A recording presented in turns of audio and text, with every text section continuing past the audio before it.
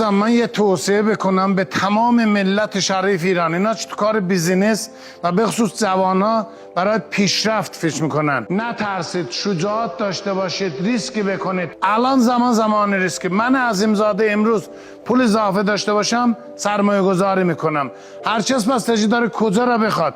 فش خودش یه سرمایه گذاری دائمی، این همیشه پوله. ملچ همیشه شما پیشرفت میکنید چون کشور بزرگ نمیشه ولی ملت زیاد میشه، جمعیت زیاد میشه. پس بنابراین سرمایه گذاری برای ملچ از همه چی بهتره. همه جای ایران خوبه ولی امروز همه میگن چرا الان همه میگن استانا همه قیمتا اومده پایین راه چته، ولی مازندران الان 2 هفته تلفن خوری ما شده 10 برابر.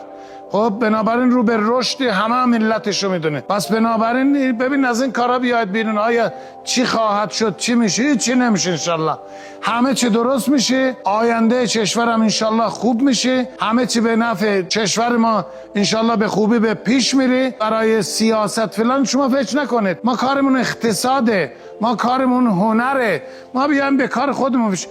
کار سیاسی را سپردن به دولت مردان، اون دولت مردان خودشون حل میکنن، یه ذره بالا پایین میشه درست میشه.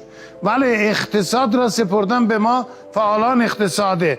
من عظیم زاده امروز خرید میکنم. در بازار آتشی خرید کردن اشتباهه. امروز بهترین زمان خرید.